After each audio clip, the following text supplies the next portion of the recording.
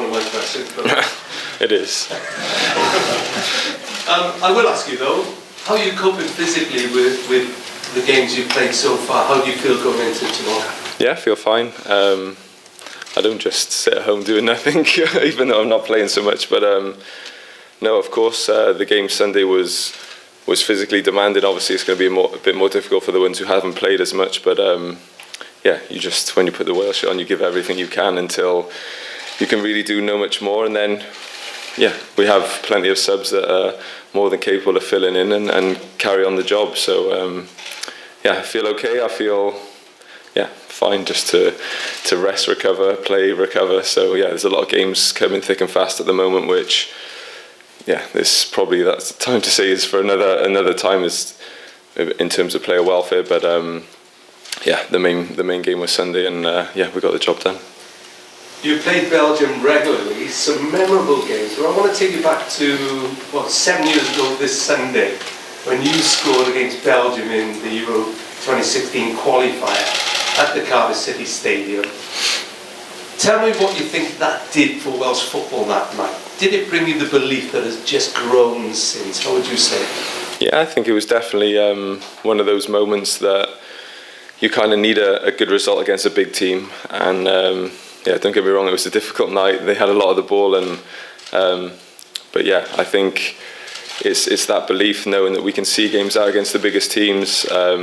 We can compete against the biggest teams, and one of those moments that you can kind of draw back on and kind of, as you said, it's a moment of change, moment of more belief, moment that we can compete at the top level. And I think that was a catalyst for maybe what we went on to achieve. There's only 4 games before the World Cup now, 4 international games.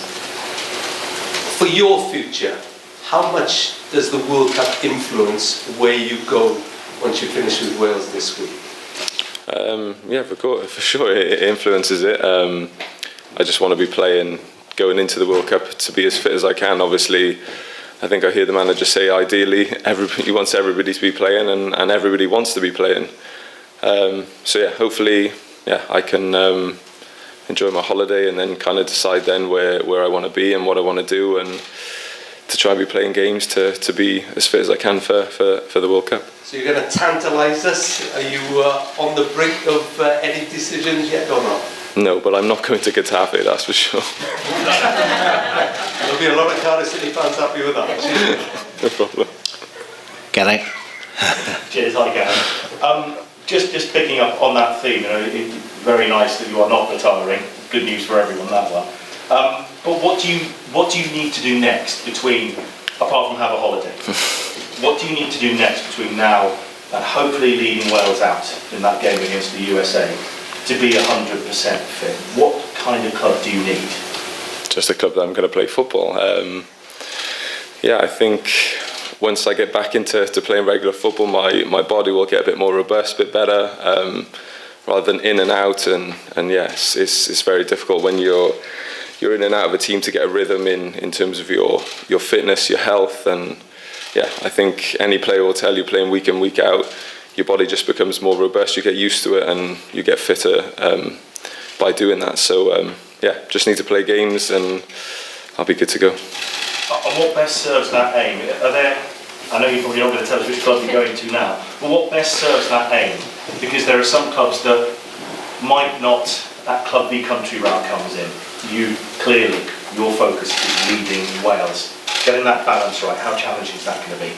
I don't think so. I think everybody knows there's a World Cup in November, December. So I think any player will tell you, whoever they are, they will have one eye on the World Cup. It's a major tournament that everybody wants to play and everyone wants to test themselves. And I think you just want to be playing to get that fitness for that competition and to help the club you're at. So I guess whoever I go to will be a win-win, because I'll be playing and hopefully playing well and get myself ready for the World Cup as well.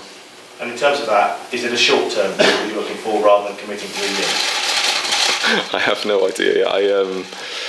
It's been 4 or 5 days since we found out we were qualifying. So and there's been pretty much 2 games in that time as well. So no time to really think. And I think once these internationals are over, have plenty of time to go on holiday and decide my future there. Could you just give a sense of what I suppose the loading is on your body in terms of what you can and can't do? Can you give us a sense of, you talked with Rob there just about you play, you recover, you rest, you train a little. What is the loading that you're maybe capable of if you get yourself up to sort of around 100% match fitness? I'm pretty much fine to do everything. I think there's obviously been always a lot of speculation that I don't train a lot, but no, I pretty much train every day. Of course, there might be some days that I need to maybe take it a little bit easier other than go full pelt because of my age, and I think that's the same with a lot of players. So no, I'm good. I don't really miss too many days of training. Some days you have to take it a little bit easier just to be clever to keep yourself 100% fresh for the games. I think you don't need to be 100% fit for training, you need to be 100% fit for games, and you're judged off your performances playing in games, not training. So I've always thought that as long as you're going into a game feeling 100% fresh, that's when you're more likely to give your best performances, and that's where you help the team and the fans the most. Excellent. Lawrence, you want to go next? Gareth, I know you mentioned there about sort of timings and you haven't had time to speak, but for your point of view in terms of a 6-month deal up to the World Cup or going beyond that, I mean, it must be difficult for those conversations with clubs. I haven't had any yet, so and I haven't really thought too much about it. I know I have some holidays, I have time to speak with my wife and my family and my agent, so those conversations will happen after the international has finished, and I'll go from there, whether it be 6 months, 12 months, 2 years, I have no idea. I'll sit down and we'll see what excites me the most and what I want to do. When Rob was in here earlier, he talked about Joe Roden, among others, in terms of their futures. You've played with Joe, obviously, at home and at club level. How good is he, and does he need to be playing regular Premier League football? Would that be your kind of advice to him at the moment? Yeah, for me personally, I feel like he should probably be playing at Tottenham. I think he's shown time and again how good he is. I think for me personally, even when I was there last year, I felt like he deserved to be playing. He's like a top professional. He doesn't moan. He tries to moan, but I tell him not to. I just say keep your head down, keep working, because that way the manager can never use that excuse for not playing you. So he's a very good professional. He's a great young player. Of course, he knows himself. He needs to be playing week in, week out. He wants to be playing week in, week out. I don't feel like he's really had the opportunity to play a consistent run of games at Tottenham. And I think if he did get that, he would be fantastic for them. But even if he has to go to another team, he's going to strengthen that team no matter who it is. So he's a great player. Obviously, he's a great friend, and he's a top professional as well. And just on player welfare, I know you mentioned it earlier. Is it asking too much of players at the moment, the way that the whole football is being scheduled with the internationals as well? Yeah, it's crazy. I think we were speaking the other day that someone mentioned on the table in lunch that De Bruyne could play 79 games next season and have a 3-week break. So it's too much. I think things obviously need to change. I think every player will tell you there's way too many games. It's impossible to play at a high level for that amount of games, and with this there's obviously going to be, I think the one thing is there'll be consequences in the long term. People's bodies can't deal with that sort of kind of calendar year after year, and I think something has to change. It's people at the top of the game, I think, have to do something, but unfortunately money comes into it. They want to make more money, and it's a business at the end of the day. But for player welfare, I think money needs to kind of be overlooked, and you need to look after the players, because without the players there's no product. So James. Hi Gareth. It's very topical at the moment, how players and how much they're being paid, sportsmen, how much they're being paid in the wake of the golf, for example, which I'm sure you're following. But I mean, is it fair that your love for Wales is such that you play for free to pull on the red shirt?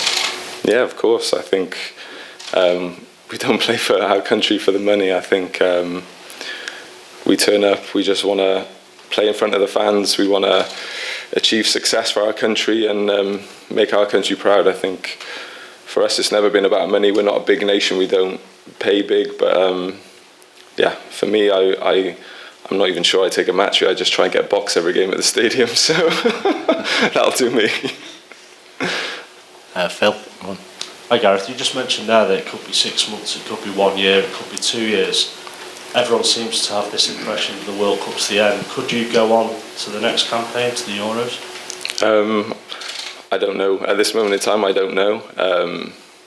It's kind of see how I feel mentally, physically, whether I want to, whether I don't want to. I think time will tell. I think the good thing is I'm in a great position in terms of my life and where I'm at. So, yeah, I'm obviously not doing football for the money. So, yeah, whenever I feel it's right to call a day, I'll decide on my own terms. And we saw after the game on Sunday the relationship between the players and Rob Page in the dressing room. Can you explain a little bit what that relationship is like? And do you see Rob as a long-term manager for Wales beyond the World Cup? I think he is the long-term manager. I don't think there's any question. In the changing room from the fans, he's done an incredible job coming in difficult circumstances, and yeah, done an incredible job where everyone with him has a great relationship. We have that kind of good mixture of we can have a bit of fun, but when we need to work, we work hard, we do it correctly, and yeah, it's a great balance. He's been great for us. Yeah, I think even his backroom staff with Alan Nill and Kit Simons and all the other staff have been incredible, and yeah, I guess that's why you achieve big things when your team's happy and your manager's doing well. And just lastly from me, I believe the senior players met the hierarchy last night over bonuses. Has that been sorted yet? Yeah, everything was been sorted years ago. So yeah, we always have a meeting with the president and the CEO just to go through things, and they like getting our ideas. They like telling us what their ideas are. So it's just making sure we have communication, and yeah, I think it's always good to keep everyone involved, and yeah, it's just good for Welsh football if we can do that. Yeah. Hi, Gareth. Wales's LGBTQ plus supporters group, some of their members saying they're going to boycott the World Cup. Do they have the players' support with that decision? Yeah, of course. I think, I don't know, I haven't looked into too much of the political stuff over in Qatar. Obviously you hear things, but we'll support our fans in whatever they want to do, of course. Yeah, I don't really know how much to say or too much to say on it, but we'll always support our fans, whatever they want to do, and they'll be supporting us from wherever they are, whether they're watching on TV or whether they're at the stadium. So yeah, that's all I have to say really. Take one more question. Del. Hi Gareth. You spoke after the Netherlands game about learning the dark arts. Is that something that's easily taught, or does it depend on an individual's mentality within the squad? No, I think it's just I think everybody needs to sometimes make a tactical foul, especially when there's seconds left in the game, you just got back into it. I think someone just needs to take them down. If you have to take a yellow card, every team does it. I think it's just about having that experience of doing it, knowing when to do it. Obviously you're not trying to hurt the player or anything. It's just about tactical foul, stop the danger, and like other teams do to us. So yeah, just being a bit more experienced, I think we'll take that as a positive now, because going into the future, if we're 1-1 or 1-0 up and we need to make a tactical foul, we need to do it. So yeah, I think we always say we get better by making mistakes, and we'll learn from that one and take it into the future. And just one final one from me. You know,